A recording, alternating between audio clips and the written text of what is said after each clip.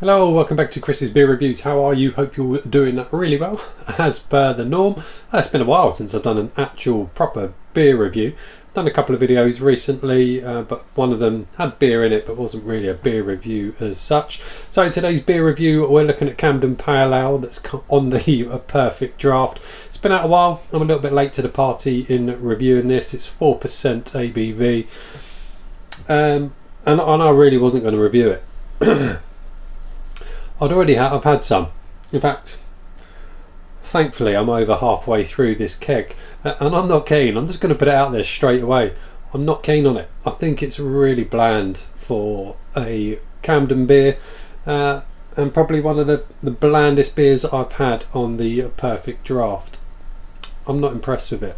I'm really not, and I wouldn't buy it again. So anyway, I've already poured it. Normally when I do a PD review I pour it, but I couldn't even be bothered to do that. I've already poured it. There it is. A pint of it. Good carbonation in there. You know, it's got like that pale ale or lagery like look, similar in looks really. It's got a head on it. Whoopie do. Let's get on the aromas. And let's see, there's the issues. And just to do it just straight from the off, it just lacks. It lacks aroma. It's got a maltiness to it on the aroma, which is fine. A pale ale should. A pale ale shouldn't be a big, juicy, bomb-hitting type beer. That's not what pale ales are about.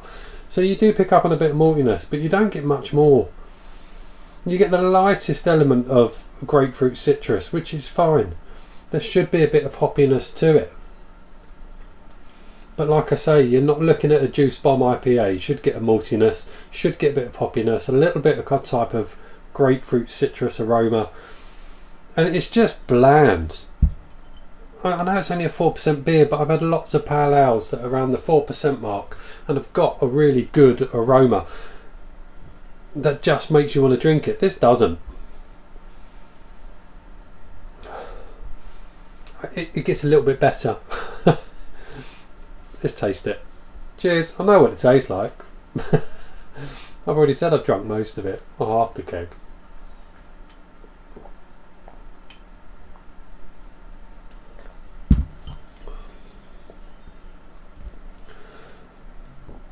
It is so bland. And the annoying thing is I like Camden Pale. Have it in pubs. It's a really enjoyable beer. On the PD it just isn't. It's just really quite pants, to be quite honest.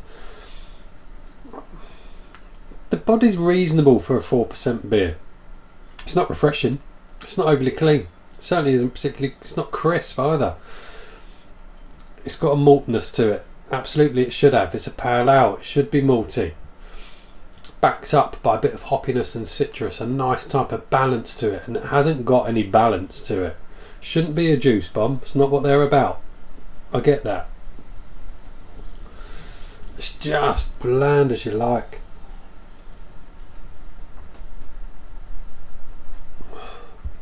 It doesn't make you want to go back and... I'm trying to get through it because I just want to get rid of it. But I'm not going back to it because I think, wow, that's brilliant, that's amazing, I need another pint of that. I don't look at it as that's a cracking summer beer, great barbecue beer, great beer to sit in the garden with friends on a hot day and drink. It's none of that. It's just bland. Absolutely bland.